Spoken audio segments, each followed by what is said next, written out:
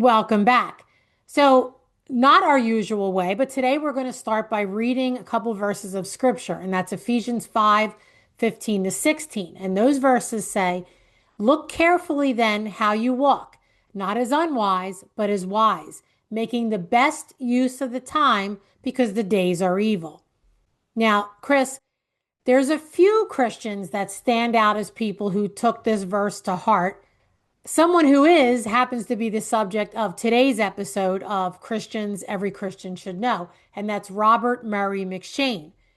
Now, he only ministered for 7 years, but he made a huge and lasting impact in those 7 years because he made use of his time, wise use of his time. Now, maybe you know his name, maybe you don't, but he is the author of a very popular Bible reading plan, which we're going to talk about a little bit later in the episode.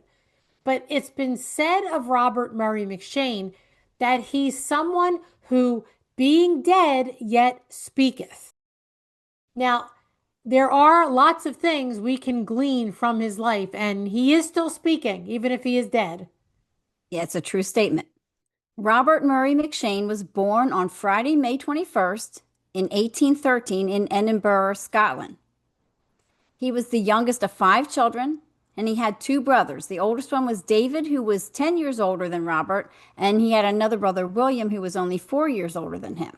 He also had 2 sisters, Elizabeth, also known as Eliza, who was 7 years older, and Isabella, who died in infancy less than 2 years before Robert was born. Their mother, Lockhart Murray Dixon was her maiden name, came from a wealthy family.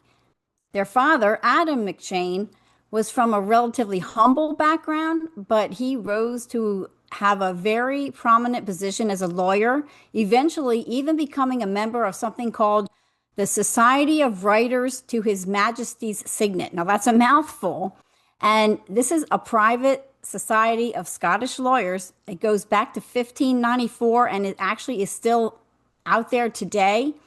But in McCheyne's day, these lawyers had special privileges. And what they did was they drew up documents that required the king's signet. And that's why they were called that. And like I said, it's still going on. They don't do that anymore, obviously, because there's no king. But with Robert Murray McCheyne having a father in such a prominent group and such a highfalutin lawyer and a mother from a wealthy family, you can only imagine that the McCheyne family life was extremely comfortable. They lived in a spacious home. They had beautiful gardens and a spectacular view across the River Forth to the shores of Fife. This was life in Edinburgh for the McCheyne family, and this is where Robert spent his childhood and his youth.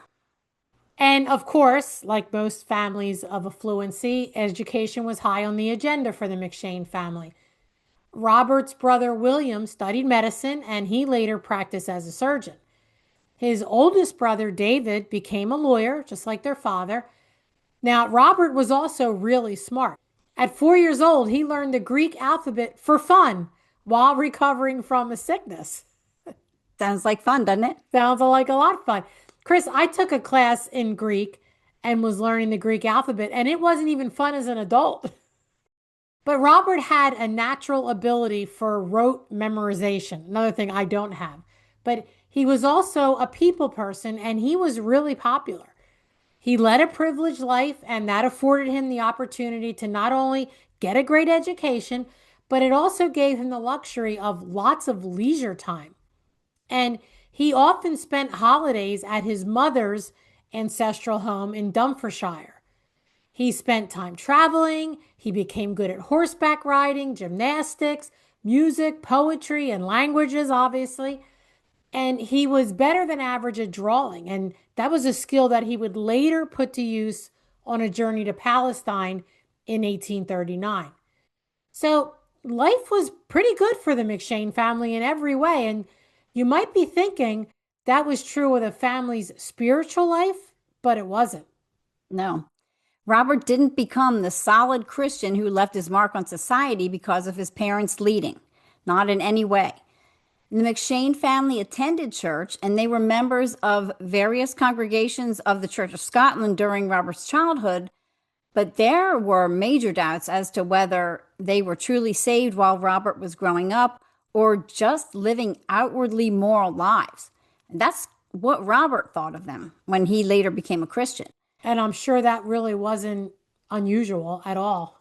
And it's not unusual today either. No. Robert attended church with his family. He went to catechism classes and did all the outward things. And his friends' comments about his ability to recite scripture and the answers to the Westminster Shorter Catechism show clearly that God was using this time and Robert's amazing memory to prepare him for what would come later. But at that time, he was not saved. He was known to say later in life that there was and these are his words, a correctness and propriety in his demeanor in public worship at the time, which some who knew not his heart were ready to chalk up to him being a true believer. But like I said, he knew later that he wasn't. Robert later called his early religious training and his seeming quote unquote devotion to it nothing more than lifeless morality. That's his words. He regarded those days as ones where he, and I'm going to quote him again, cherished a pure morality, but lived in a heart of a Pharisee. In the biography of Robert McCheyne's life, written by his best friend, Andrew Bonar, and that name probably sounds familiar if you're familiar with his brother, Horatius Bonar, the hymn writer. This is what Andrew wrote about him. He had learnt in his own case how much a soul unawakened to a sense of guilt may have satisfaction in performing from the proud consciousness of integrity towards man and a sentimental devotedness of mind that chastens the feelings without changing the heart. So one person in the McCheyne family at some point did truly become a believer, and that was Robert's oldest brother, David. In that same biography that you mentioned, Chris, this is what Andrew said about Robert's brother, David. He spent much of his leisure hours in attending to the younger members of the family. Tender and affectionate, his grieved look when they vexed him by resisting his counsels. His youngest brother, at a time when he lived according to the course of this world, was the subject of many of his fervent prayers. So all of the siblings were close, all four of them, but it was David who Robert looked up to as a role model. And Robert would later write, I have seen him reading his Bible or shutting his closet door to pray when I have been dressing to go to some frolic or some dance or folly. Seeing David do these things had a profound and a lasting effect on Robert, but not right away. Despite David's pleading with him to turn to Jesus in faith, Robert refused, and he later admitted that he thought himself far wiser than he, meaning David, and so he would take his own way. Now, Robert was really successful in high school, and afterward he went to the University of Edinburgh in 1827 at the age of only 14.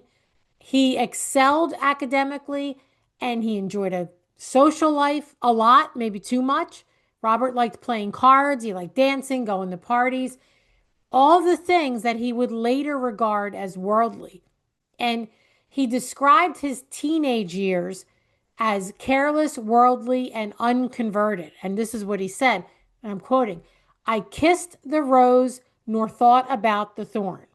In the summer of 1831, his brother David fell into a deep, deep depression, and that was followed by a severe fever, and he died from that on July 8th of 1831. Seeing David's face filled with joy and peace as he lay there dying is what the Lord providentially used to help bring Robert to salvation. A year later, this is what he wrote in his diary. On this morning last year came the first overwhelming blow to my worldliness. How blessed to me thou, O God, only knows, who hast made it so. Every single year, he marked the date of his brother's death by writing something about it and the effect that it had on his life. 11 years later, on that anniversary, this is what he wrote. This day, 11 years ago, I lost my loved and loving brother and began to seek a brother who cannot die. And he has brother capitalized in that. In November of the same year that David died, Robert entered Divinity Hall, which is the theological school at Edinburgh University. And he studied under Thomas Chalmers, one of the greatest leaders of the Church of Scotland. And although Robert had always excelled in school, after the death of his brother, people noticed a huge change in how seriously he took everything. He dived deeper in his studies. He was taking religious matters much more seriously, and he was starting to feel the conviction of his sin. Here's something else that Andrew Bonar wrote about his friend in the biography he wrote. He says, "At first, light dawned slowly, so slowly that for a considerable time he still relished an occasional plunge into the schemes of gaiety. Even after entering the Divinity Hall, he could be persuaded otherwise to indulge in lighter pursuits, at least during the first 2 years of his attendance. But it was with growing alarm." So that sounds funny to us because all we've heard about is Robert playing cards and dancing and Yeah. going to parties. Yeah. But, you know, he felt that those things were worldly back then. I'm sure many more people did than we do today. And so, when he writes alarm, that sounds crazy, but it's obvious from Robert's diary entries that he was truly alarmed by these actions. Yeah. Well, and how many of us can look back on our past and be, oh my gosh, I can't believe I did that. I can't Yep. believe I acted like that. Yep. But Chris, here's a few of his diary entries. He wrote one on December 9th, and it says, "A thorn in my side, much torment." And as the unholiness of his pleasures, as he called them, became more apparent to him, he wrote this on March 10th in 1832. "I hope never to play cards again." On March 25th, you can see he starts taking the Sabbath very seriously. He says, "Never visit on a Sunday evening again." April 10th, he wrote, "Absented myself from the dance, upbraidings ill to bear, but I must try to bear the cross." So you can see, Chris, he's progressively putting away the worldly things and examining his actions. And, Chris, God works on people in all different ways. For Robert, he was feeling the conviction of his sin while he was in Divinity Hall, which is a seminary. But it wasn't until March 11th, 1834, as he was reading the book called The Sum of Saving Knowledge, that Robert marks his true conversion as happening. He called the book "the work which I think first of all wrought a saving change in me." So Robert started reading serious Christian literature after that, including the Westminster Standards and writings from people like Jonathan Edwards. He also started reading books about the lives of some missionaries like David Brainerd and Henry Martin. And by the time he finished his studies at Divinity Hall, he had a passion for Christ and he had a passion to win souls, something that he never had before.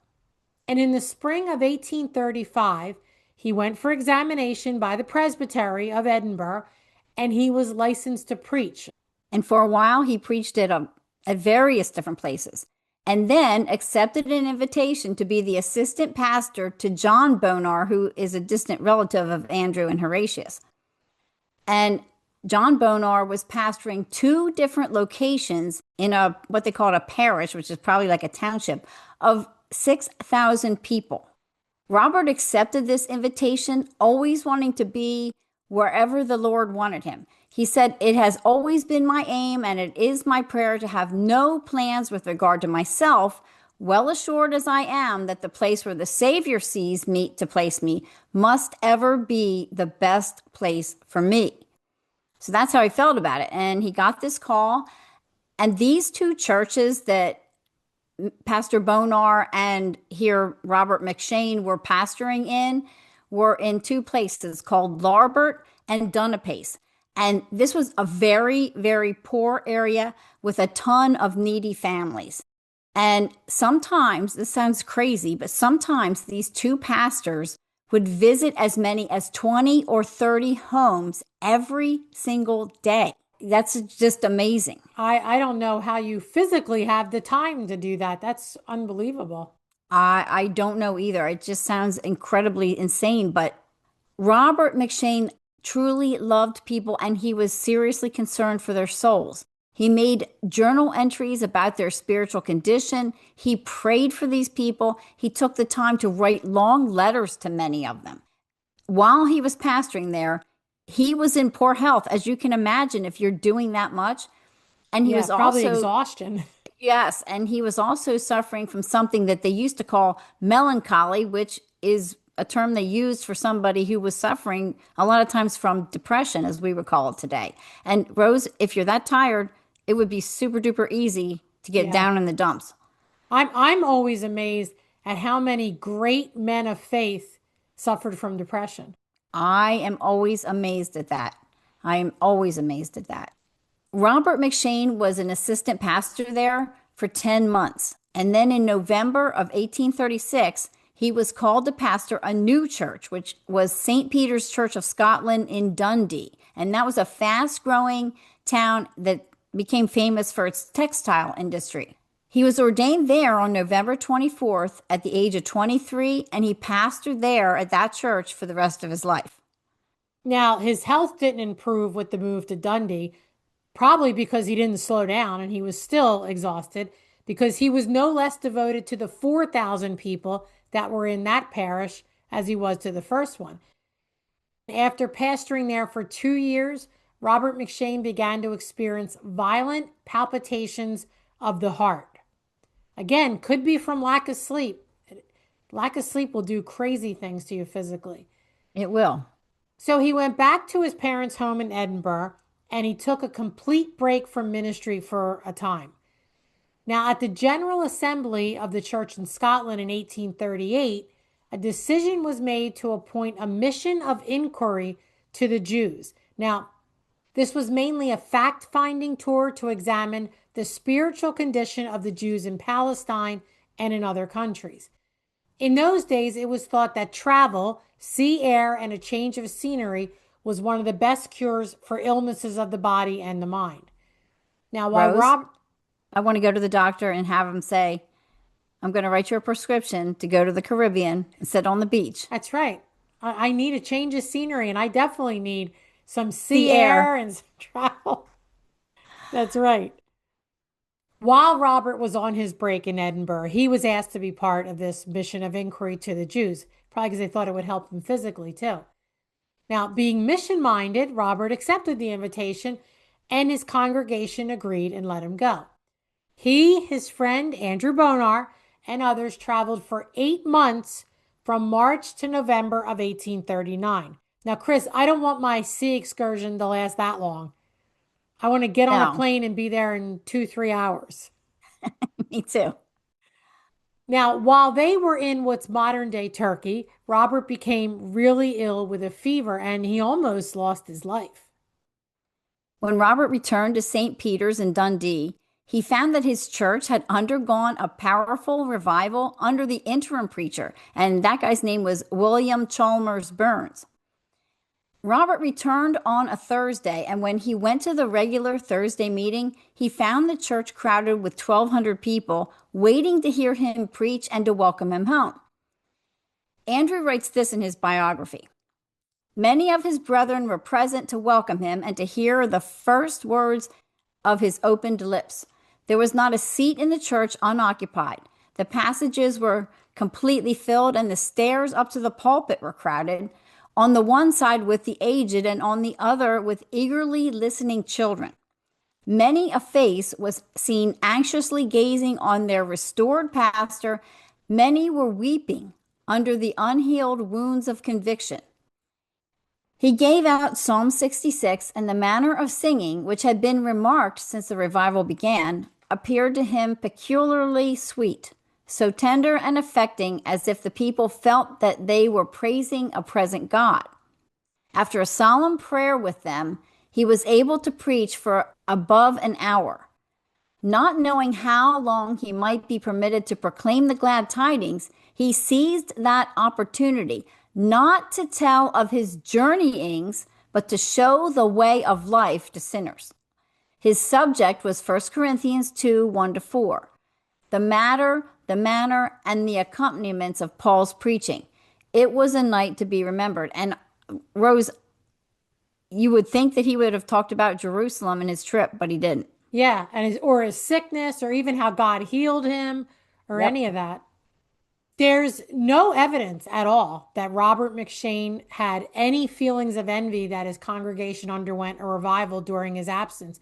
You would think it would be a little sore if he came home and found that the interim pastor led them to a revival, but there was no feelings of envy shown anywhere. Nope. He truly believed that the revival was a glorious work of God in the conversion of sinners and edifying of saints. And, Chris, that's what happens when you see that it's all God's doing and not a person's doing. What are you going to Yep. envy, God? Right. For nearly 4 months, they had public worship nearly every night, and also many prayer meetings and fellowship meetings, some held by people who had some Christian experience and were concerned about souls of the lost. Robert records 39 meetings held weekly within the congregation. 5 of them conducted and attended entirely by little children. Amazing enough. Yep. In March of 1843, Robert Murray McCheyne contacted typhus. He preached for the last time to his congregation on March 12th in both the morning and the afternoon services. The following week, he became increasingly feverish and he was in great pain. Soon, delirium set in, and at 9:30 on Saturday, March 25th, 1843, he raised his hands in prayer before dying. Andrew Bonar recorded this in his diary. This afternoon, about 5 o'clock, a message has just come to tell me of Robert McCheyne's death. Never, never yet in all my life have I felt anything like this. It is a blow to myself, to his people, to the Church of Christ in Scotland. O Lord, work for thine own glory's sake. Arise, O Lord, the godly ceaseth and the faithful fail. My heart is sore. It makes me feel death is near myself now. Life has lost half its joys, were it not for the hope of saving souls. There was no friend whom I loved like him. That's really beautiful. It is really beautiful. I hope you write something like that about me when I die. I was just sitting here thinking the same thing about you. Oh, Rose. I love you, Rose. I love you too. Robert Murray McCheyne died at the age of 29.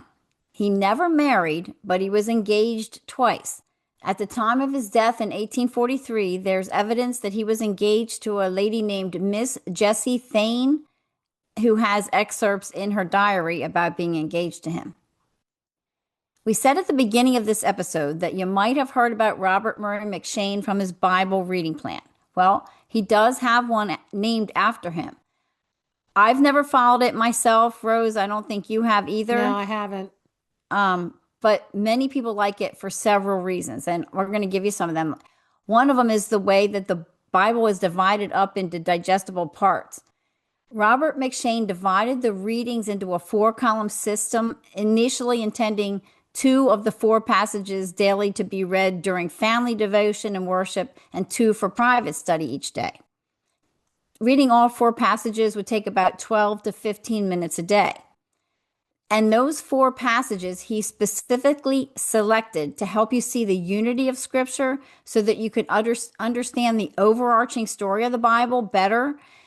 And I'll give you an example of that. Like, for example, on the day that you would read the story of Jonah, you would follow that story up with the next reading, which would have been Jesus's words about himself in Luke 11:29 to 32, where he refers to his own life, death, and resurrection and relates it to Jonah. McCheyne's plan is popular because it can be divided into a 1 or 2-year plan. Some people like to read through the Bible in 1 year, some like to take it slower. The 1-year version takes you through the Old Testament once and the New Testament and Psalms twice over the course of a year. So that means over 200 days out of the year, you'll be reading a psalm, which is always a good way to lead into prayer. And then if you go with the 2-year plan, you'll read the New Testament and Psalms both years. Part of the Old Testament will be in year 1, and the rest will be in year 2. The reading plan is so popular, you can find downloadable checklists, discussion forums, daily devotionals, study guides, and other resources that go with the plan. Yeah, I think it's hugely popular. So that's the reading plan that he came up with. But there are a lot of things that we can learn from Robert McShane's very short life. One of those things is that once he was saved, he made the most of the time given to him. That's why we started with those scriptures in the beginning. He felt a sense of responsibility for using the time and the talents he had in the service of the Lord. And he expressed that he regretted that he had not, and I'm going to quote him here, laid up more stores of useful knowledge prior to his conversion. Later, he gave this advice about being a student who was preparing for ministry. He said, he wrote to someone, "Do get on with your studies. Remember, you are now forming the character of your future ministry if God spare you. If you acquire slovenly or sleepy habits of study now, you will never get the better of it. Do everything in earnest. Above all, keep much in the presence of God. Never see the face of man till you have seen his face, who is our life, our all." Another thing, Chris, we could take away from Robert McShane's life story is that his ministry was the overflow of his spiritual walk with God. This is something else he wrote. I'm going to quote him. "It's far better to begin with God, to see his face first, to get my soul near him before it's near another. If I have slept too long, or I'm going on an early journey, or my time is in any way shortened, it's best to dress hurriedly and have a few minutes alone with God than to give it up for lost. But in general, it's best to have at least 1 hour alone with God before engaging in anything else." Maybe he took counsel from Martin Luther, who used to say the same thing. Yep. Robert McShane also wrote this: "I ought to spend the best hours of the day in communion with God. It is my noblest and most fruitful employment, and it is not to be thrust into any corner. The morning hours from 6 to 8 are the most uninterrupted and should be thus employed if I can prevent drowsiness. And when I awake in the night, I ought to rise and pray as David and as John Welsh did." Chris, that is convicting, because how many of us save prayers for bedtime and fall asleep during prayer? Right. And we save God to the end of the day instead of making it the first thing of the day. Yep. I don't always wake up in the middle of the night, but if I do, my mind just starts thinking about stuff, not even worries, just thinking about dumb stuff half the time, when I should probably just spend that time praying. Yeah. You know, all of these disciplines that he created in his life were designed to cultivate a constant communion with Christ. In other words, Robert Murray McShane disciplined his time so that he could not just get his checklist done, nor so that his day might go better. He did it so that he could actually abide with Christ. He wrote in his diary, "Rose early to seek God, and found him whom my soul loveth. Who would not rise early to meet such company?" Very One of convicting, them, that's for sure. it is. And, one of his most famous pastoral quotes is, "The greatest need of my people is my own holiness." And he wrote that because he knew that his flock needed a pastor who's not only morally upright, but one who's walking in constant communion with Christ and being changed into Christ's likeness by that constant fellowship. Chris, a couple weeks ago, we looked at the churches in Revelation and compared them to churches today. How many pastors that we looked at could really learn something from Robert McShane and take his advice that their Yep. congregation needs their holiness? Yep. Totally. Robert Murray McShane was passionate about the destination of the souls of men. He was not a man out to make a name for himself at all. He wasn't seeking his own glory. He wanted, honestly, to bring people to salvation. He was just as thrilled that his congregation was thriving under the interim pastor as he would have been if it happened under himself. Again, because he understood the sovereignty of God. He understood that Yeah, it was all God's hand, whomever he used. And as long as somebody was preaching truth and winning souls, that's all that mattered. that's all that mattered to him. He wasn't someone who wasted conversation. He didn't stand in the vestibule after a church service just gabbing away. He didn't tell tales about his travel, even to the Holy Lands when he returned. He preached the word because he knew those were the words people needed to hear. Chris, my pastor always, when he starts a sermon, reads scripture and then says, that's the best part of the sermon, so make sure you paid attention. Yes. Yeah, and he's right. Yeah. Paul wrote in Philippians 3:17, join together in following my example, brothers and sisters, and just as you have us as a model, keep your eyes on those who live as we do. Robert Murray McShane was one of those people Paul was talking about to keep your eye on. That's why he's a Christian that every Christian should know. And that's a great place to end today. Have a blessed day, everybody.